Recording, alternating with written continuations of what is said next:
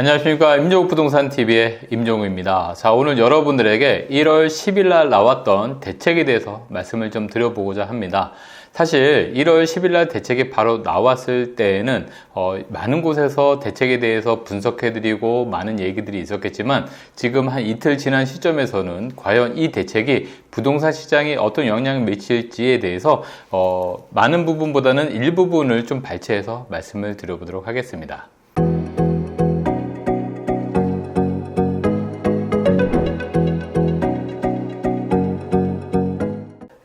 재건축, 재개발, 그리고 또 소형주택 이 세 가지 대해서 말씀을 드려보려고 하는데, 자, 그 중에 첫 번째 재건축에 대해서 말씀을 드려보도록 하겠습니다.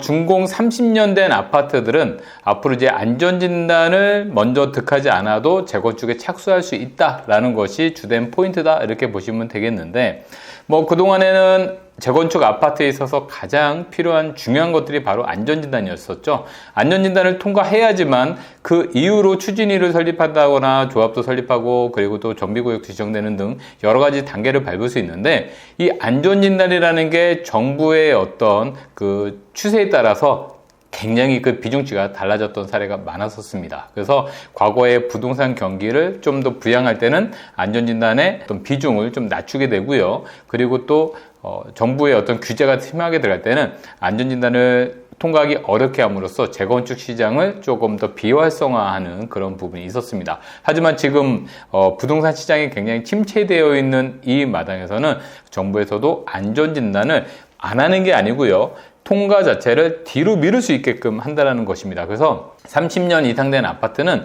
안전진단을 통과하지 않아도 추진위원회를 먼저 만들어서 사업 시행 인가 전까지만 통과하면 되는 것으로 이제 진행을 하겠다라는 것이 되겠습니다. 그렇기 때문에 30년만 넘어가면 바로 이제 추진위를 만들 수 있고요. 안전진단은 사업 시행 인가 전까지만 하기 때문에 그 전에 정비구역도 만들고 조합 설립도 같이 갈 수 있습니다. 그래서 기존에는 이렇게 순서대로 가는 안전진단 통과되고 그 다음에 추진위 만들고 그리고 또 정비구역 지정을 되고 그리고 또 조합 설립을 하고 이런 단계들을 어떻게 보면 시간을 줄이면서 재건축 시장을 활성화시켜서 공급을 늘리겠다라는 그런 부분이 되겠습니다.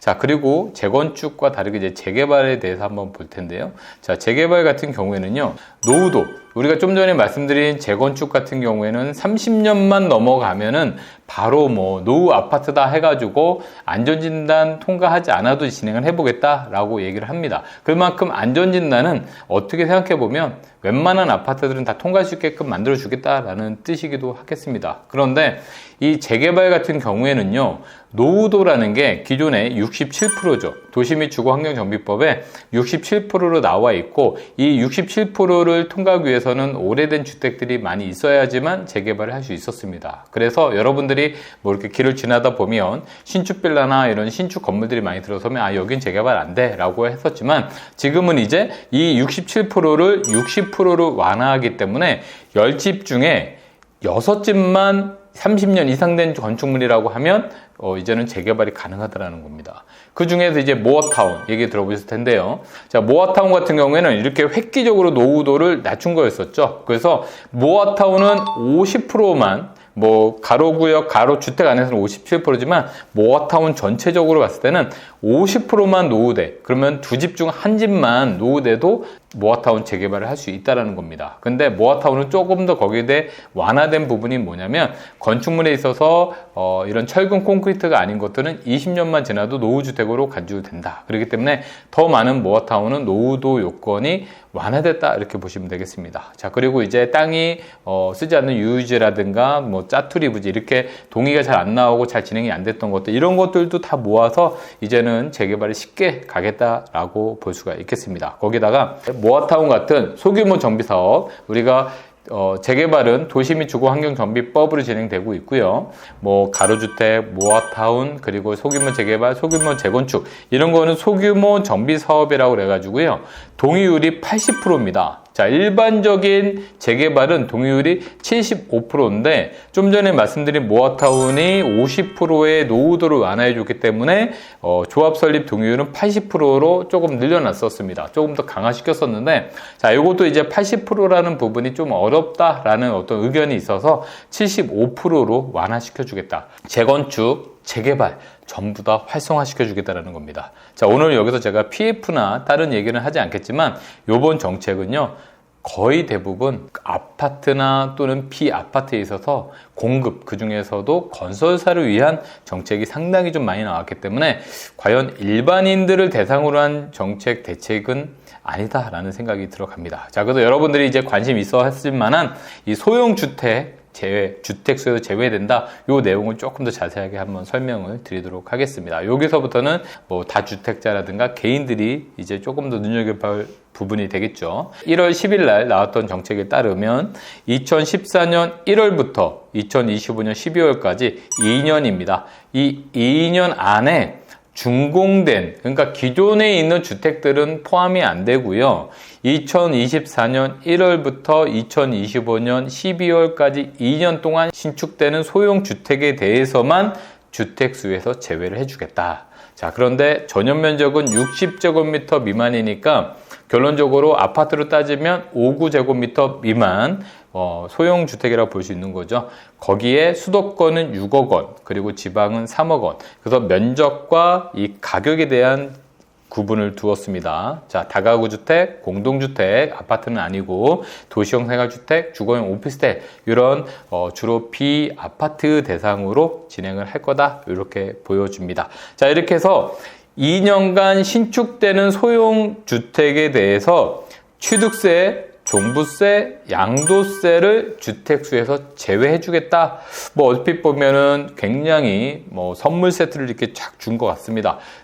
바로 그 대책이 나온 날 이제 저희가 뉴스나 또는 유튜브를 보면 상승론자들은 이 대책이 과연 시장에 얼마나 먹힐까, 그리고 또 폭락을 주장하시는 분들은 굉장히 큰 혜택을 줘서 부동산에 어떻게 보면 연착륙보다 경착륙을 조장하는 거 아니냐, 뭐 이런 여러 가지 의견들이 분분했었습니다. 이런 것들을 조금 더 우리가 자세히 보려고 하는 건데, 자, 이렇게 취득세, 종부세, 양도세에 대해서 주택수에서 제외시키겠다라고 했고요. 근데 다만 1세대 1주택자들, 그러니까 세대를 이루는 한 세대에서 주택이 하나 있으신 분들이 2년간 보유하거나 또는 거주하시면은 비과세되죠. 양도소득세 비과세 특례라는 게 있습니다. 자, 그래서 투기지역에서는 2년을 거주를 하셔야 되는 거고, 비조정 대상 지역에서는 보유만 하셔도 양도소득세 특례를 적용되는데, 자, 이렇게 한 주택 있는 사람들이 추가로 구입을 하게 되면 이 특례 적용을 받지 못합니다. 그러니까 주택이 여러 개 있는 사람들이 주택수에 포함 안 되는 거지, 주택이 하나 있는데 내가 추가적으로 매입하면 그건 특례 적용이 안 됩니다. 그래서 양도소득세가 전부 다 비과세 없이 양도세 중간은 안 되겠지만 일반세율을 내셔야 된다라는 부분이고요. 자, 여기서 보면 신축이 아니더라도 예전에 지어진 기축주택도 주택임대 사업자 등록하시면 주택수에서 제외해 준다라고 합니다. 제외라는 게 비과세가 아니고요, 중과세가 아니라는 뜻인 거죠. 지금까지 중과세 제도가 있었다가 서울 전 지역이랑 수도권이나 일부 지역이 전부 다 투기지역이었겠죠. 그렇기 때문에 중과세가 다 있다가 지금은 투기지역이 다 거의 해제됐습니다. 그래서 강남 3구와 용산을 제외하고는 다 해제됐기 때문에 이제는 중과세가 없이 그냥 일반 과세만 내면 되고요.